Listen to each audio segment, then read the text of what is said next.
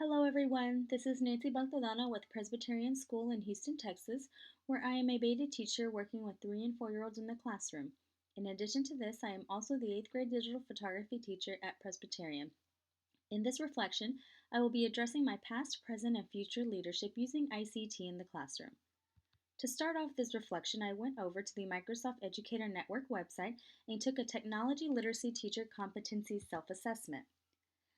The thought of taking this sort of self-assessment was intriguing to me as I hadn't taken one like this before, and I was curious to see where I stood on the grand scale of technology literacy in the classroom. I consider myself to be quite literate when it comes to technology, so I was very pleased to see that I scored proficient in nearly all areas of the self-assessment. What I thought was wonderful with the self-assessment was that it's a great visual for us to see specific areas where we might be able to incorporate technology a little more in the classroom or even in a completely different way than we have already been using it before. A wonderful demonstration of how our students use ICT in the classroom is when our 4th graders put on their annual exhibition of the Texas Museum. One of the great things about our school's location is that we are located right in the middle of Houston's museum district, so our kids are exposed to culture and different forms of art all the time. This is a huge learning tool that we use quite frequently, so when putting on a show like the Texas Museum, students are using what they've been exposed to and their available forms of ICT to bring this project to life. As you can see, each work of art is accompanied by an artist statement and an iPad, which serves as an extension of their artist statement, where they can go in depth and provide a video for their viewers giving additional background information and history about their topic. This really gives the viewer a one-on-one presentation or brief lecture, making the learning experience more fun, interactive, and personal. So as you saw in the Texas Museum exhibition, some of our school's main forms of ICT are iPads, smartboards, and Apple TVs.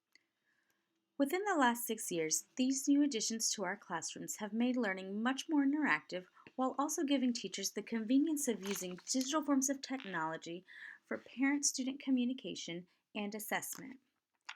At Presbyterian School, all 4th through 8th grade students receive their very own iPad. It is crucial that they bring their iPads to school every day, as this tool is not the primary way instructors both give and receive assignments. All teachers in the upper grade levels use the app eBackpack to post class assignments, eliminating the need to send home obscene amounts of paperwork and worksheets. Included in here is the great visual that was provided to us not long ago. As you can see, through eBackpack and the use of iPads, teachers can create the content that they wish to share with students and provide instructions either by text or video format. Students can then collect and complete the assignments, turn in the work to the teachers, and receive teacher comments and grades almost instantaneously. If needed, students can then revise the work and turn it in again, and if not, the work will then be saved to their eBackpack portfolio. I am very happy where this technology has taken us so far. Because of Presbyterian School's location and integrated use of information and communication technology, we are one of Houston's top-ranked private schools. But just as technology changes at a very rapid pace, our institution needs to be sure that we are keeping our practices fresh and continue with proper training. One general consensus that has been made is that schools will often throw money at new technology, but then that technology doesn't get put to good use because schools won't invest in the proper training for their teachers. Presbyterian School is currently in the campaigning phase for a brand new building, and I was honored to be able to photograph specific images for our school's vision and future dream for our students.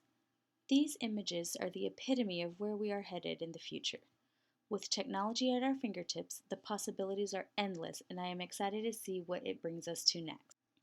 I am very happy that I now have this assessment to refer to when planning out lessons for my students, because it puts into perspective where there is room for further learning, and as the teacher, it is my job to use the technology that our students are already exposed to and to use it for critical thinking and further advancement in the classroom. By incorporating these 3 approaches as a part of the competency framework for teachers, technology literacy, knowledge deepening, and knowledge creation, we will be preparing our students to be successful in the modern workplace by having already taught them valuable research skills, critical thinking, and broadening their literacy skills.